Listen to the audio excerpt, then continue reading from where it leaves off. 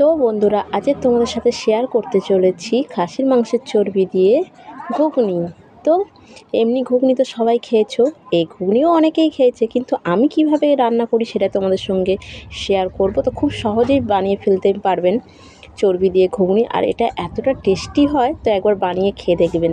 তো চলো তোমরা দেখতে থাকো।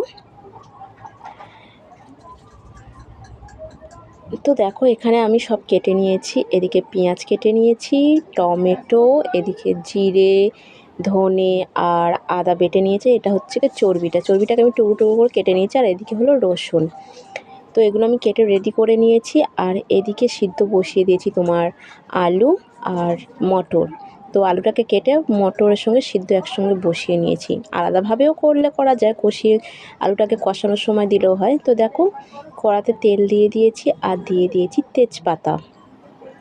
তো আর কিছু ফোড়ন দেবো না। তো এবার এর মধ্যে দিয়ে দেবো পেঁয়াজ। তো পেঁয়াজটাকে একটু ভালো করে ভাজবো। পেঁয়াজটাকে ভালো করে ভেজে তারপর এতে দিয়ে দেবো রসুন। তো চলো এটাকে ভালো করে ভাজি, আর এতে হালকা একটু লবণ দিয়ে দেবো, যেটা তোমাদের দেখাতে আমি ভুলে গেছি। লবণ দিলে পেঁয়াজটা খুব তাড়াতাড়ি নরম হয়ে যায় আর ভাজা হয়ে যায়। তো দেখো, আমার এদিকে কথা বলতে বলতে ভাজা হয়ে গেছে। তো এবার এর মধ্যে দিয়ে দেবো আমি রসুন। তো রসুনটা এর মধ্যে দিয়ে একটু ভালো করে ভেজে নেব। তো কী বলো তো, একটু ভালো করে না ভাজলে তো রসুনের গন্ধ থাকবে, এটা তো সবাই জানে। তো দেখো, আমার ভালো করে কষানো হয়ে গেছে।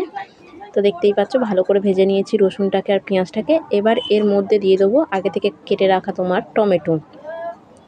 তো টমেটোটা দিয়ে একটু সামান্য নুনও দেবো, যেটা তোমাদেরকে দেখাতে আমি নুনটা দেওয়ার সময় করে আমি দেখাতে ভুলেই গেছি একদম। তো এবার একটু টমেটোটা দিয়ে ভালো করে কষিয়ে দেখো টমেটোটা নরম হয়ে গেছে। এতে দিয়ে দিয়েছি আমি হলুদ গুঁড়ো, লঙ্কার গুঁড়ো, তো যেটা তোমাদেরকে দেখানো হয়নি। তো লঙ্কার গুঁড়ো, হলুদ গুঁড়ো দিয়ে দিয়েছি, তোমরা দেখতেই পাচ্ছ কালার হয়ে গেছে। আর এর মধ্যে আগে থেকে বেটে রাখা একসঙ্গে আদা, তারপর ধনে, জিরে এগুলো বেটে রেখেছিলাম, সেটা দিয়ে দিলাম। আর একটু বাটিটা ধুয়ে আমি একটু জল দিয়ে দিলাম সামান্য। তো এটাকে ভালো করে কষবো, যতক্ষণ না তেলটা একটু ছেড়ে যাচ্ছে ততক্ষণ একটু ভালো করে কষিয়ে নেবো। নিয়ে এবার এর মধ্যে দিয়ে দেবো আমি খাসির চর্বিগুলো। তো অল্প পরিমাণেই চর্বি আছে, কম থাকলেই ভালো হয়। বেশি দিলে কি বলো তো, মানে খুব তেল হয়ে যায়, যেটা খেতে একদম ভালো লাগে না। তো অল্পই চর্বি দিয়েছি আমি।